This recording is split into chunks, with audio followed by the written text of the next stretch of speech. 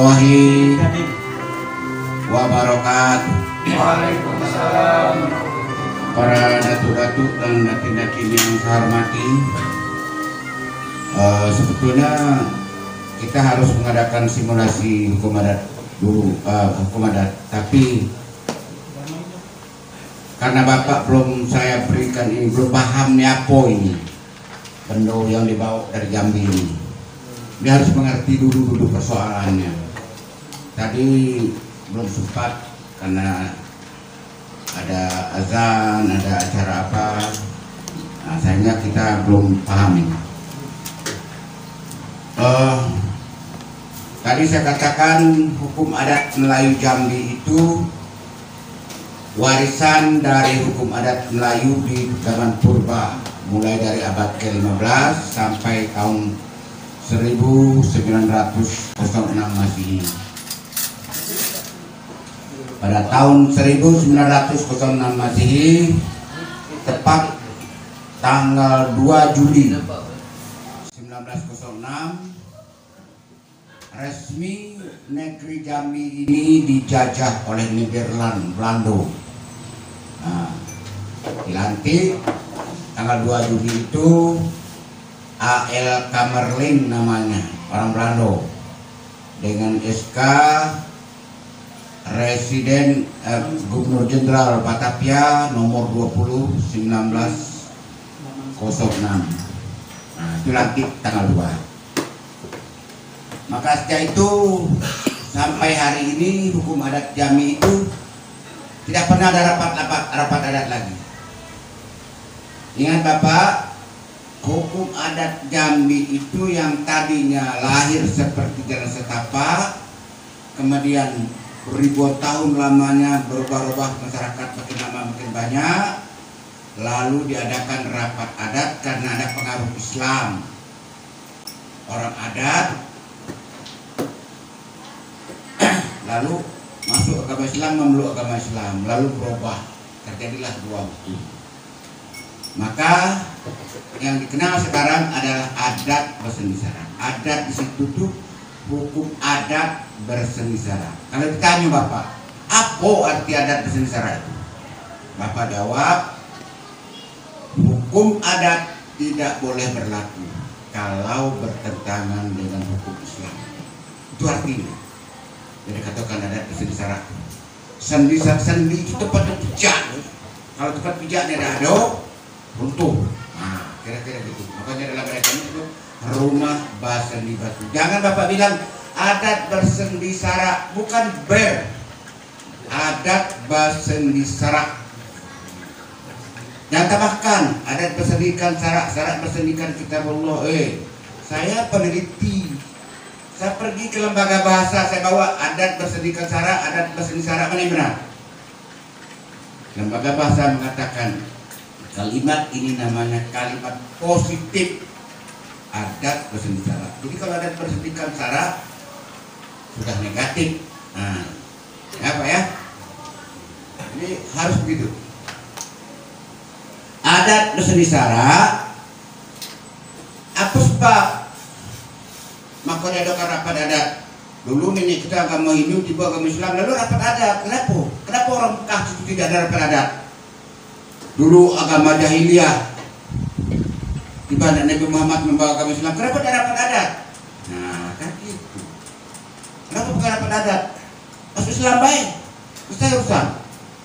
Tapi Jambi bukan seperti itu. Nah, Jambi pada saat orang kayak itu dirajo, Jambi ini luas Bapak, tidak sama dengan Arab sana. Arab sana ada yang sudah ke Mekah sini. Ada Bapak yang sudah ke Mekah? Belum? Nah, saya alhamdulillah walaupun tidak punya pada sawit sudah lebih dari 5 kali ke sana. Sana Bapak ratusan kilometer nampak.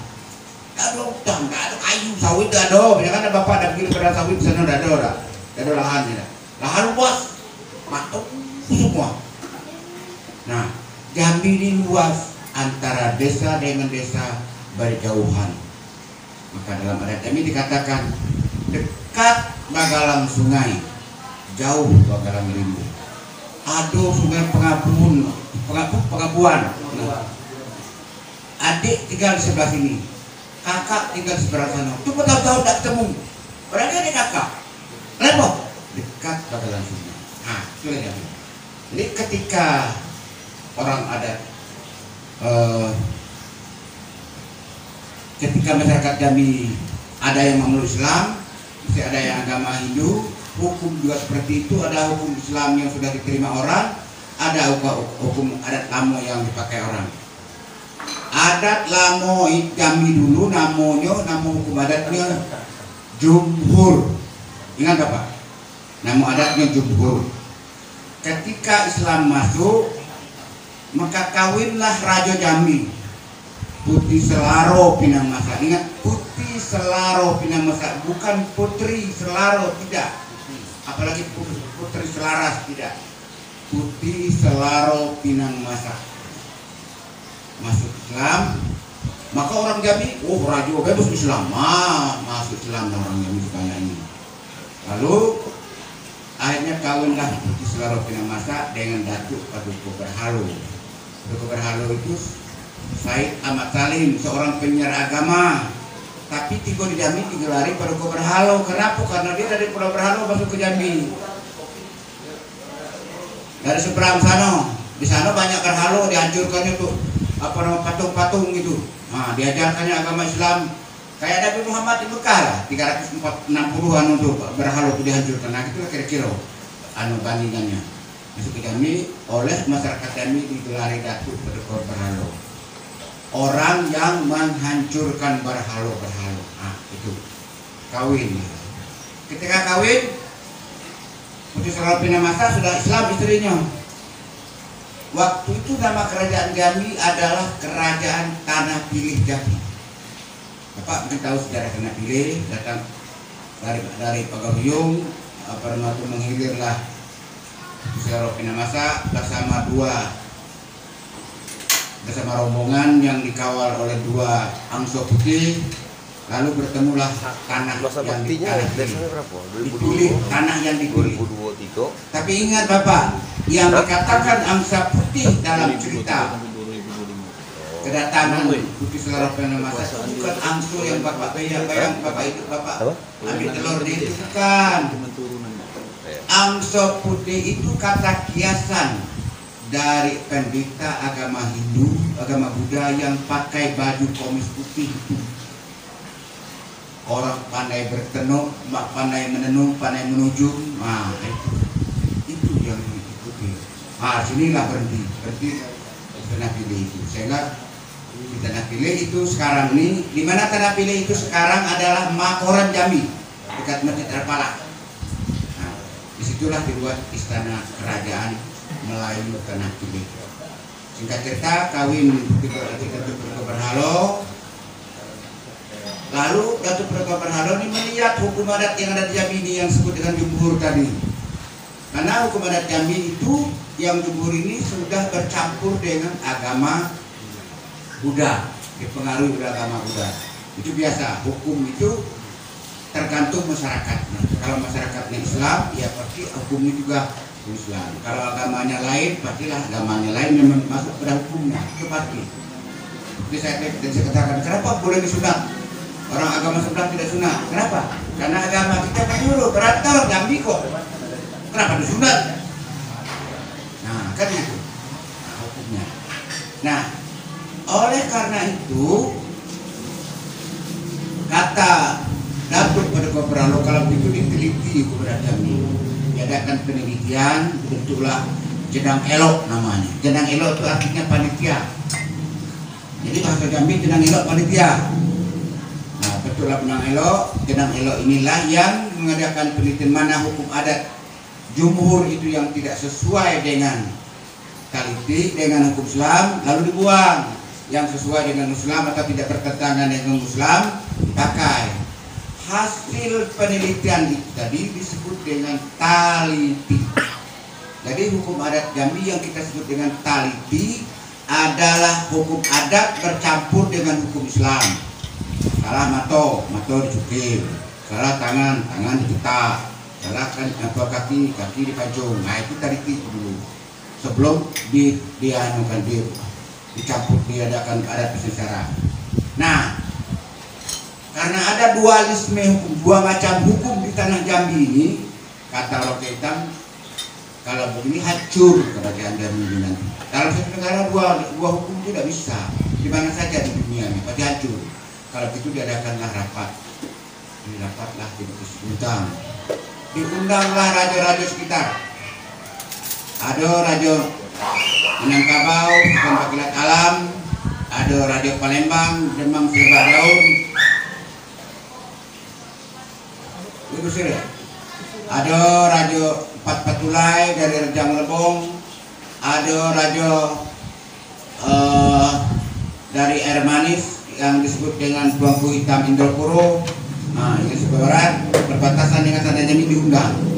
Tapi ketika rapat tidak ada diundang karena jalan hubungan tidak seperti sekarang, sehingga raja-raja yang lain tidak datang. Yang datang hanya satu raja dari Pekanbaru. Nah, itulah mereka buat perjanjian, buat kapal batas yang disebut dengan Berlian Takut Raja. Singkat cerita, rapat adatlah di Bukit Bintang. Ditetapkanlah ini pucuk undangan 5, hukum dasar 64, dan hukum adat 97. Itu di Bukit Bintang, bukan Mukhtar Agus yang buat. Kemudian perlu Bapak ingat, pucuk, kenapa dikatakan pucuk undang? Dia adalah pucuk dari hukum, sumber dari hukum paling atas. Nah, atau tempat mengalir. Nah, isinya 5. Nah, ini yang perlu Pak tahu. 1, titian treh tangga batu, itu kan sudah saya praktekkan tadi, praktek sarung. Titian treh tangga batu itu kata bukan suku adat Bapak. Katakan kalau ada orang bertanya, apa itu? Namanya jangko adat. Jangko adat itu ada 2. Pertama kata kiasan, yang kedua bersih kaidah hukum. Itu jangko adat. Di sini nama kiasan.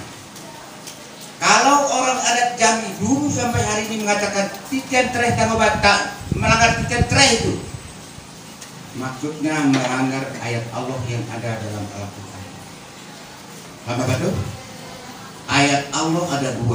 Pertama, ayat Allah berada dalam Al-Quran, kita sebut dengan wahyu. Yang kedua, ada ayat Allah di alam semesta ini yang kita sebut dengan hukum alam. Kenapa api panas? Kenapa es dingin? Kenapa ada banjir? Kenapa ada kemarau? Kenapa ada COVID? Kenapa ada gunung meletus? Kenapa ada gempa bumi? Semua di luar jangkauan otak manusia. Yang di luar otak manusia itu namanya sunatullah pada alam. Oleh orang adat Jambi disebutlah dengan tanggo batu. Tanggo batu. Bapak pakai masker diperintah, belum pemerintah pakai masker semua kamu. Karena tanggo batu. Kenapa tidak COVID itu tidak bisa dipukul aja dengan dahan sawit biar lari? Bisa. Di luar jangkauan otak manusia. Tanggo batu. Ini yang pertama. Jadi itu sumber hukum Bapak. Ayat Allah yang ada dalam Al-Quran itu sumber hukum ada. Nah contohnya Al-Quran mengatakan daging babi haram. Harus haram bagi kita orang desa apa? Desa Intan Jaya. Rapat adat orang Intan Jaya semua. Berapa desa penduduk ini? 800.000 jiwa kurang lebih. Katakan 1.000 jiwa rapat adat untuk menetapkan babi itu halal apa haram. Ditetapkan halal, mulai besok diperintahkan boleh makan babi. Namun babi itu hukumnya tidak akan berubah, tetap haram. Kenapa? Sumber hukumnya mengatakan, ayat Al-Quran mengatakan babi itu haram. Itu artinya. Paham Bapak ya? Nah, itulah ini yang pertama. Isi dari buku ini adalah semua ini. 5 ganjil 4 kena 9 hukum. Ini yang saya sebut dengan Supit Gading Dama. Saya buat YouTube dengan judul Supit Gading Dama Ibu Channel. Ada 260 video di sana. Kalau Bapak mau belajar hukum gading. Kemudian saya buat Facebook dengan judul nama saya saja, Mukhtar Agus Khalid PB. Itu uraian hukum adat Cadas. Dan tiap hari saya membuat itu. Saya pencipta dan pejuang kepada Cermin. Silakan Bapak belajar ke sana. Nggak usah beli buku saya juga, ada Bapak baca buku. Saya balik kemari. Satu, Cermin Gedang Nanda Kabur. Nanti tadi kita ikatkan sarung bawah dagu. Yang kedua, Titian Teres Tengah Batu tadi ya. Titian Teres Tengah Batu, Cermin Titian Teres Tengah Batu kita dengan dagu tadi. Kemudian yang kedua, Cermin Gedang Nanda Kabur. Cermin Gedang Nanda Kabur ini sumber hukum juga, sumber hukum yang kedua. Maksudnya hukum itu tidak berubah, pasti dia. Tidak ada diubah-ubah. Kalau A mencuri di zaman Nabi ya, kita ambil hukum Islam, dipotong tangan. Lalu B mencuri, pejabat, potong juga tangannya. Itu namanya hukum yang pasti. Nah, yang dimaksudkan di sini adalah kitab suci Al-Quran. Kitabnya, bukan isinya. Kitab Al-Quran itu 1500 tahun yang lalu dibuat sampai hari ini tetap tidak pernah berubah. Berubah berapa titik? Satu. Sama Nabi satu. Hari ini satu. Ada berubah. Nah, itu cermin. Maka kalau membuat hukum seperti itu, ada cerminnya, ini tidak boleh berubah. Satu. Yang kedua, kalau orang ada yang bersalah, maka kejahatan yang sama, hukumannya sama. Siapapun orang, itu yang disebut dengan cermin Nanda Kabur. Anak A maling ayam, umpama, dihukum oleh adat beras 20, kambing 1 ekor. Tiba anak B mencuri, dihukum oleh adat beras 1 kantang, ayam 1 ekor. Nah, ini cermin sudah kabur, nama seperti ini. Paham ya? Jadi hukumnya harus sama. Ini namanya dalam adat, dalam negara ini hukum yang pasti, bukan kepastian hukum. Kalau hukum yang pasti itu tunduk kepada pasal 27 ayat 1 Undang-Undang Dasar 45. Semua warga negara sama di bidang hukum dan pemerintahan. Kalau kepastian hukum, gimana Bapak? Saya katakan, saya pernah jadi hakim.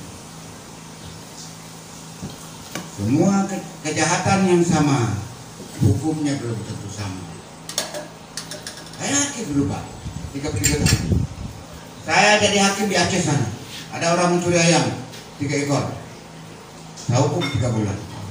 Ketika saya pindah ke Batu Raja, Sulawesi Selatan, ada orang mencuri ayam 3 ekor juga. Saya hukum 6 bulan. Ketika pindah ke Borobungo, ada juga orang mencuri ayam, saya hukum setahun. Ketika saya pindah ke Sulawesi, ada mencuri ayam, saya hukum 1 bulan. Hukum apa itu? Hukum macam-macam. Jadi negara kita menganut kepastian hukum.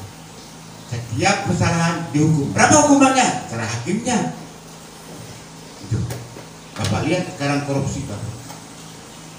Korupsi miliaran rupiah. Uang daerah lagi diambil. 3 miliar, 4 miliar. Kalau beli Honda berapa ratus Pak? Berapa hukumannya? 4 tahun, 5 tahun. Kalau ada masyarakat yang mencuri motor, mencuri Honda, berapa harga motor? 25 juta. Hukum 3 tahun. Adil apa tidak adil? Itu Pak. Nah, Bapak tidak bisa marah. Itulah hukum di negara kita, sistemnya itu. Saya waktu menjatuhkan putusan, Bismillahirrahmanirrahim, saya jatuhkan 1 tahun penjara. Hakim kecil saya berkata, tidak adil hukumnya. Tapi dari ilmu hukum, sesuai dengan sistem hukum yang ada sekarang, adil. Apa Pak?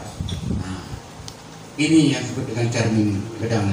Cermin gedang itu hukum yang setiap orang yang bersalah dihukum. Kemudian setiap kejahatan sama-sama hukumannya. Siapa baik? Kalau tidak, namanya cermin kedang, cermin nanda kabur.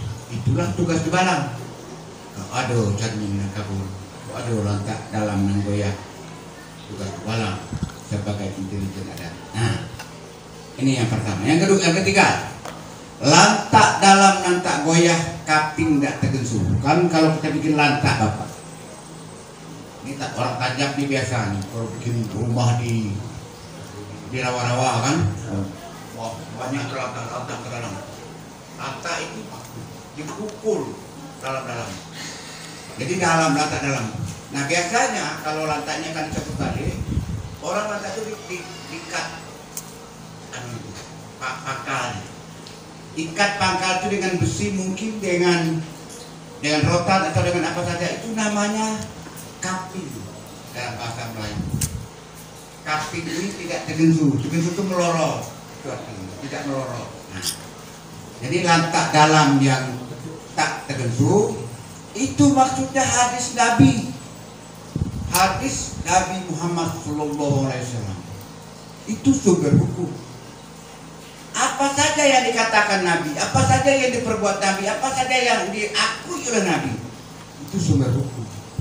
Walaupun Nabi tidak pernah mengerjakan. Contohnya, sholat sunat setelah wudhu. Datang Bilal ketemu dengan Nabi. Assalamualaikum ya Rasulullah. Assalamualaikum kata Nabi. Hai Bilal, apa amal kau? Karena aku mendengar bunyi teropahmu di surga. Ada hadis itu. Lalu Bilal bilang, ya Rasulullah, aduh amal aku sudah ini. Seperti yang Rasulullah ajarkan. Cuma katanya, setiap saya mengambil wudhu, setelah saya wudhu, lalu saya sholat sunat 2 rakaat. Nabi tidak melarang. Berarti kita ini merupakan sumber hukum itu hadis Nabi. Kalau kita mengambil wudhu, lalu kita sholat 2 rakaat, ada pahalanya dari Allah Subhanahu wa taala. Karena itu namanya takrir dari Nabi. Tapi tidak pernah sampai mati tidak pernah sholat sunat dulu. Tapi dia tidak melarang. Sesuatu yang tidak dilarang oleh Nabi dilakukan oleh para sahabat, namanya takrir. Itu sumber hukum. Nah, ini ya. Lantak dalam, lantak goyah namanya dalam adat yang baru kita tahu.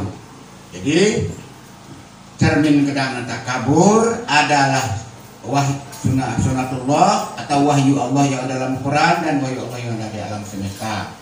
Cermin kedang nanda kabur adalah kitab sucinya Al-Quran yang tidak pernah dirubah, merupakan sumber dari kepastian hukum yang pasti.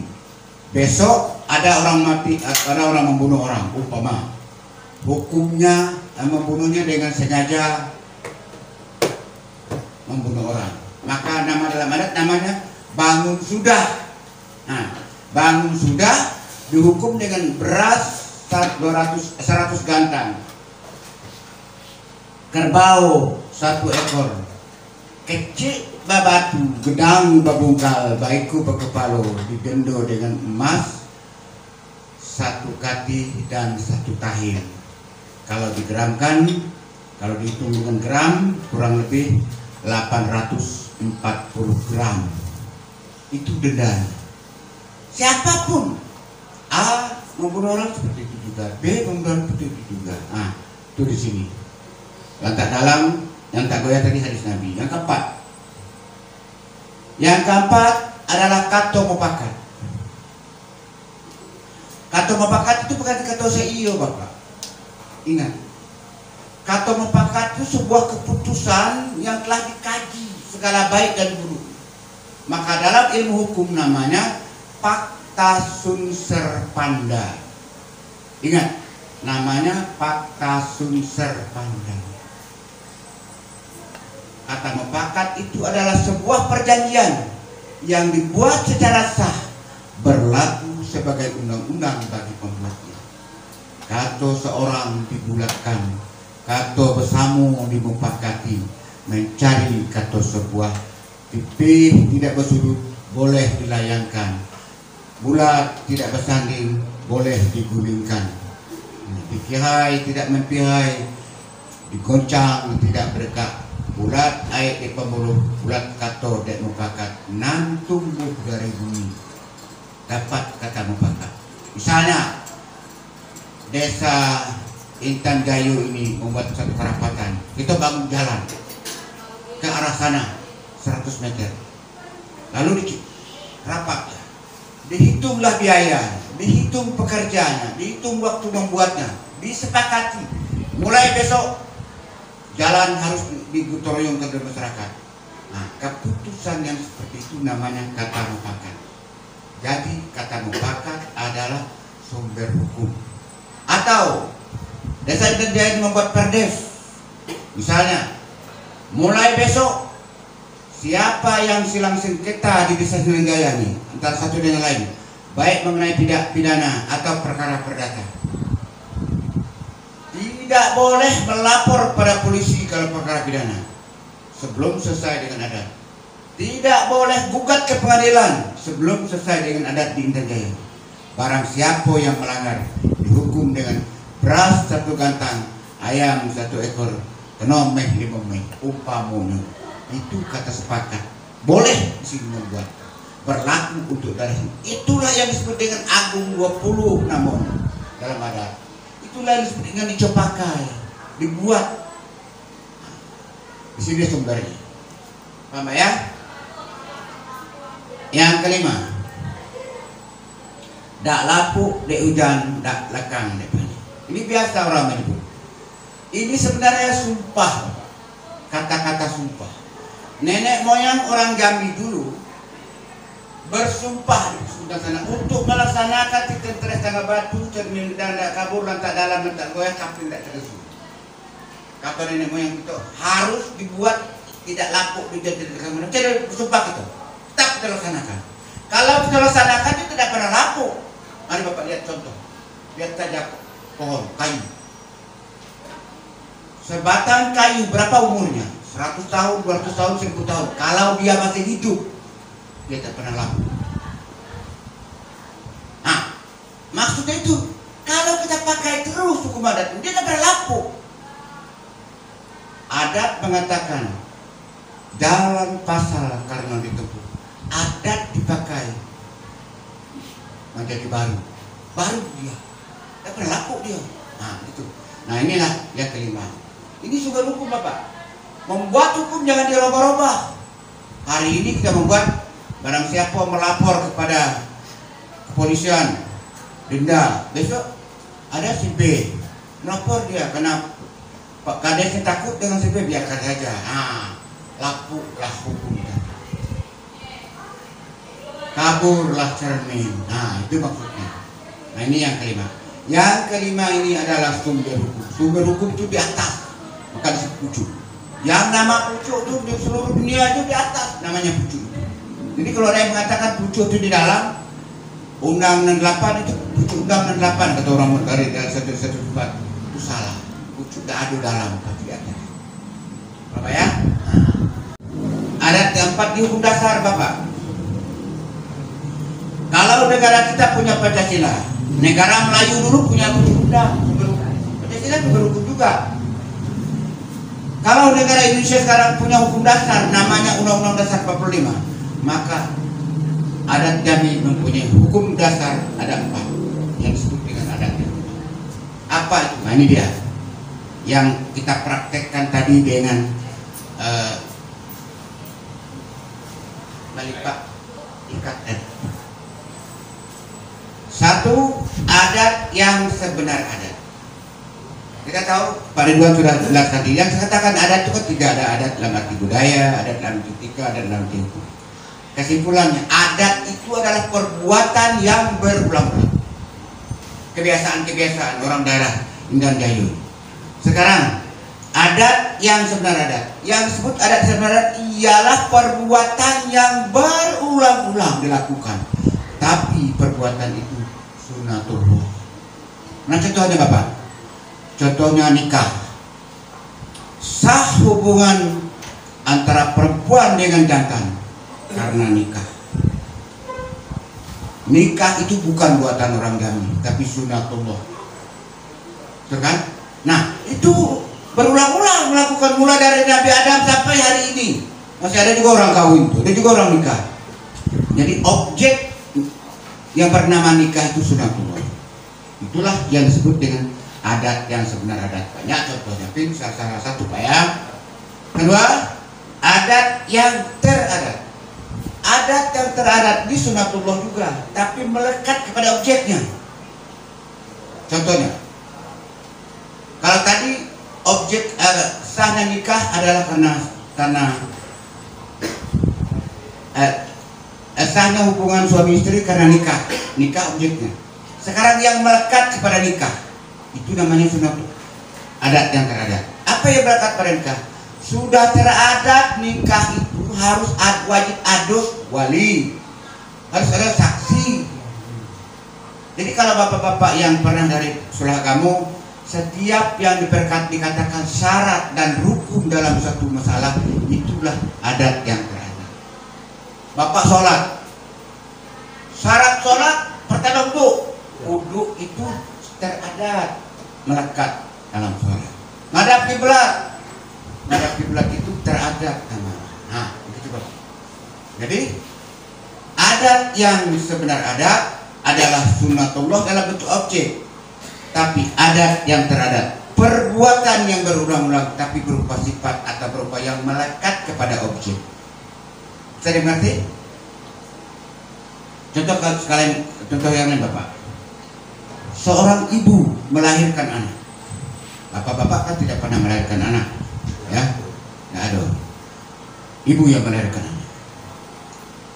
Seorang ibu melahirkan anak di mana saja di muka bumi ini, teradat lahir anak tuh sunatullah. Tapi ada lagi sunatullah pada sifat lahirnya anak, teradat bagi ibu mencintai anaknya.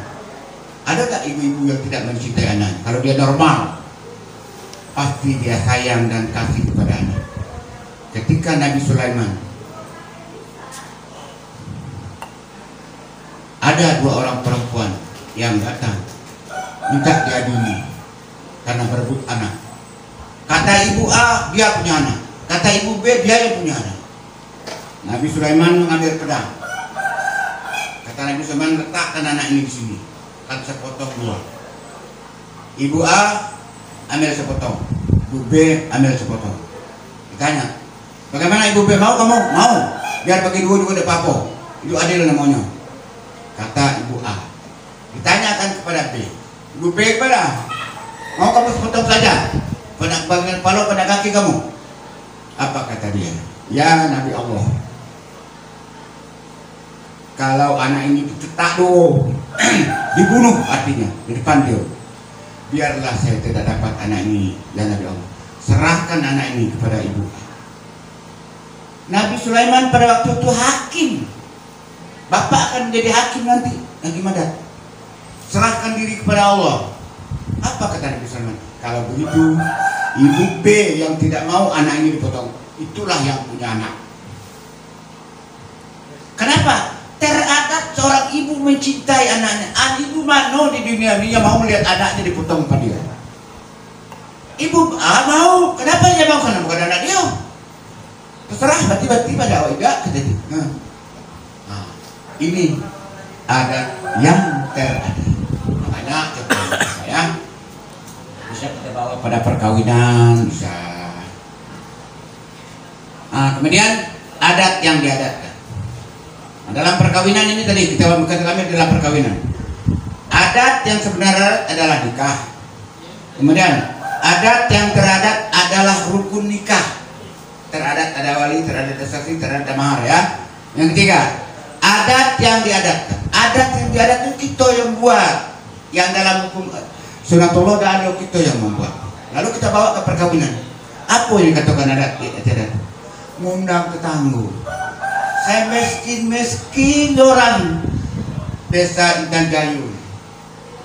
Kalau dia ngawinkan anaknya di mau di kawasan sebelah, mungkin begini dia yang jodohnya, dia nikahkan anak. Saya melihat dengan mata kepala saya sendiri di zaman pacaklik tahun 65, zaman PKI di suatu daerah. Jangankan Bukan dia saja yang miskin, memang semua daerah juga miskin, termasuk kami juga miskin semua. Dia mengawinkan anaknya, hanya ada pisang goreng beberapa biji, kopi yang ada, teh yang ada, diundang tetangga sebelah hadir menyaksikan anaknya nikah. Itu yang disebut adat yang diadatkan. Kenapa? Kalau tidak diundang, besok anak ini ke jalan ke pasar. Loh, anak ini kok berpegangan di tengah pasar? Berantem orang, kan begitu pikiran orang lain.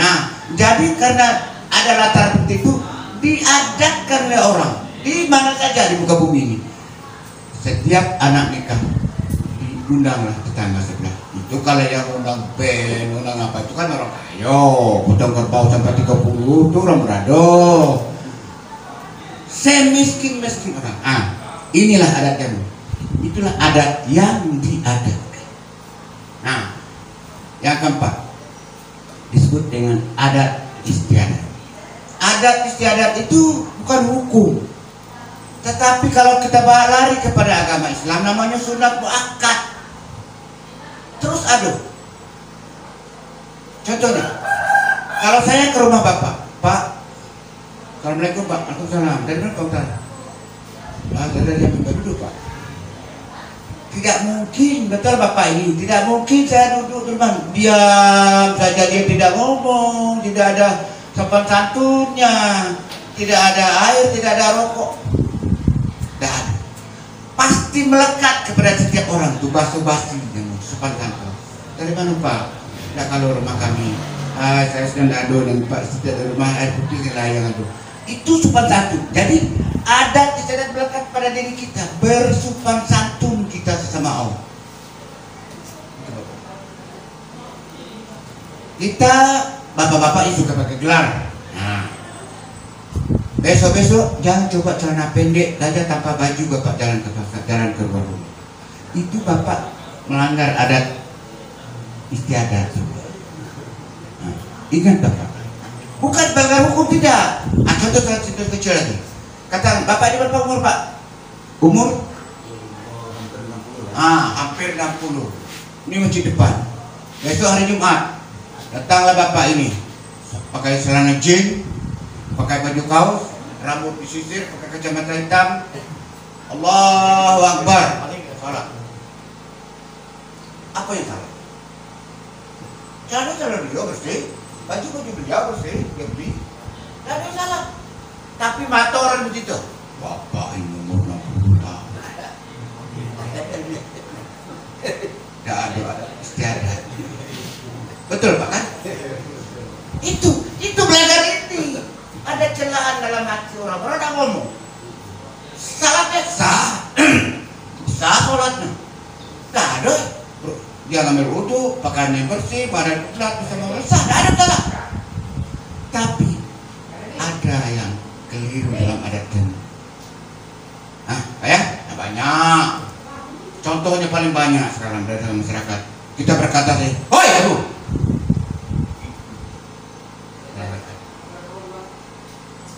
Saya begitu saya mengambil contoh Pak. Saya bisa menangis pada suatu saat, bisa ketawa Pak. Ini saya pelajari, bukan datang saja, bukan jadi aku Pak. Sebentar orang, mari duduk sini. Itu kita pelajari. Nah, itu adat yang terada, adat istiadat. Bagi seorang hakim harus mempelajari yang saudara terdakwa siang dibuka dinyatakan terbuka bentuk. Betul? Apa yang dijawab betul Pak?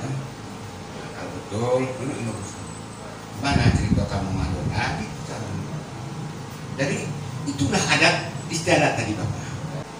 Berbasa-basi, bersopan santun. Ada juga dalam perkata Bapak. Ada kata mendaki, ada kata menurun, ada kata mendata. Itu jati diri. Kalau Bapak ini punya anak tiga, kepada anaknya kata menurun. Kamu pergilah sekolah. Bapak ada tempat sarjana, kamu sarjana. Itu kata menurun.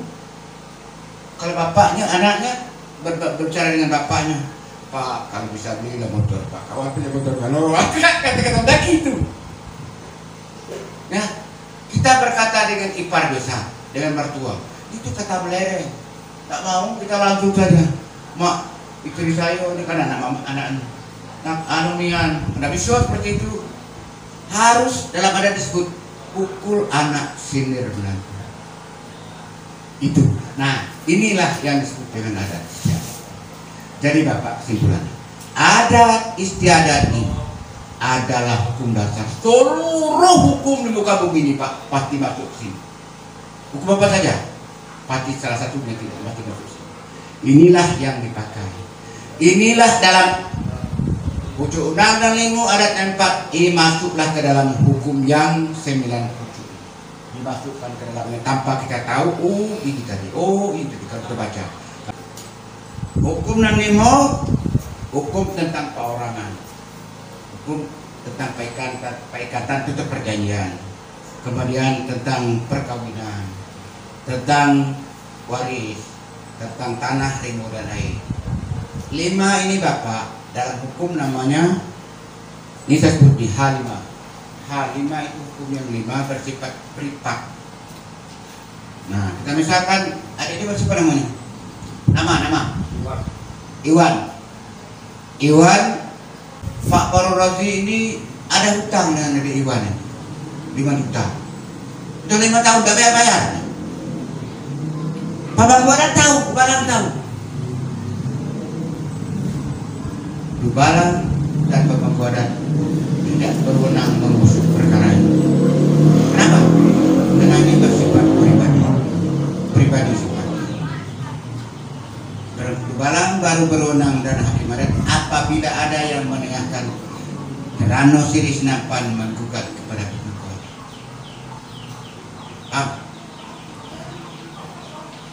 Itu namanya privat atau pribadi. Lain dengan undang. Kalau sini hukum namanya, kalau sini undang. Undang apabila terjadi pelanggaran, dituntut atau tidak dituntut, penegak hukum beserta Dubalang berempat boleh campur tangan. Mari kita ambil contoh. Sini undang kampung, undang raja.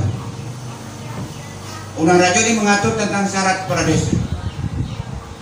Misalnya, syarat kepala desa dalam undang-undang umurnya paling serendah-rendahnya umur 25 tahun. Betul atau tidak? Betul. Sekarang ada anak desa Intan Jaya ini yang pintar. Umurnya 15 tahun. Dia sudah sarjana. Karena jenius dia. Bapak angkat dari kepala desa. Dipilih ke semua rakyat. Boleh atau tidak? Hah? Tidak boleh, batal dari secara hukum batal karena syarat dalam undang-undang 25. Nah ini hukum publik nama yang seperti ini. Begitu juga undang kampung. Undang kampung itu seorang warga kampung wajib tinggal di kampung di mana bumi dipijak di situ langit. Ini apa boleh Pak? Karena ini undang. Melanggar undang. Tidak boleh.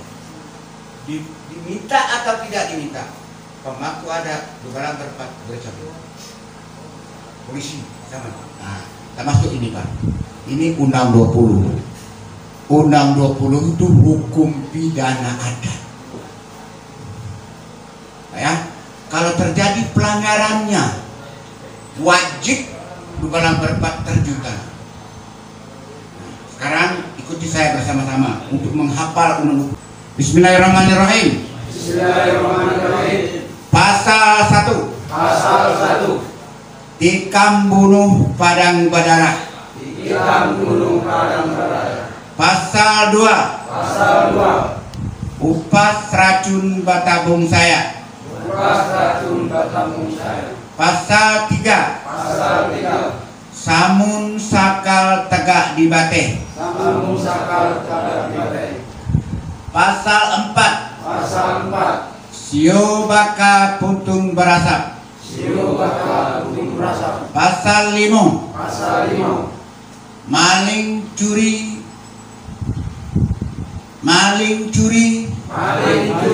Dinding balobang. Pasal 6. Pasal 6. Rebut rampas mato belala. Rebut rampas mato belala. Pasal 7. Pasal 7. Dago dagi memberi malu. Dago dagi memberi malu. Pasal 8. Pasal 8. Sumbang salah laku perangai. Sumbang salah laku perangai. Pasal 9. Pasal 9. Anak salah larang, induk salah larang pantang. Induk salah larang pantang. Pasal 10. Pasal 10. Anak salah Anak salah gesoh baginjeng. gesoh baginjeng. Pasal 11. Pasal 11. Mati dibangun ganti nan hilang. Ganti dibangun ganti hilang. Pasal 12. Pasal 12. Luko dipampai Luko dipamer. jangan batau. Jangan tahu. Pasal 13. Pasal 13. Balu ditepung Baru ditepung. tawa sedingin. Tawa sedingin. Pasal 14. Pasal 14. Amun maki Amun maki tukul bagalo. tukul bagaro. Pasal 16. Pasal 16. Ambak salah Ambak salah lembaga nempuh. lembaga lembu. Pasal 17. Pasal 17. Ulok gadai Pulau gadai janji semayong. janji semayo. Pasal 18. Pasal 18. Ago tawa Aku tawa congkak cengking. tongkak cengi. Pasal 19.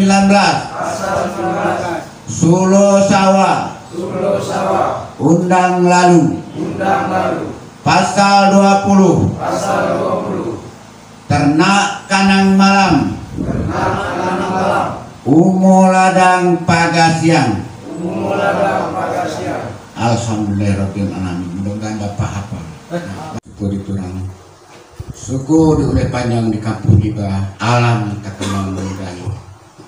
Tamat kaji kitab biliku. Tamat gayung pedang diletak. Hikayat habis singkito sudah. Sah samu belundu batal samu diampang. Terserah kepada ombak dan bersabung angin dan bapun. Di situ sisik tulang belambung yang tinggal untuk nan pandai. Titik air bisa bertahu orang sekapal di terbenung dalam kelam ilok kelampu. Yang setitik jadikanlah laut, yang sekepal jadikan gunung. Alam terkembang jadi gunung. Balam terbang ke muka pintu, padi sulit apa dimakan. Alam terkembang jadi gunung, bumi dan langit ada di dalam. Segala yang benar yang saya sampaikan tadi adalah dari Allah yang Maha Kuasa. Segala yang salah adalah kesalahan saya, Muhtar Agung Anandesa. Saya mohon maaf kepada bapak-bapak. Tidak ada maksud untuk menyakiti bapak. Namun saya manusia biasa, pasti ada kesalahan. Dan saya akhiri dengan Assalamualaikum warahmatullahi wabarakatuh.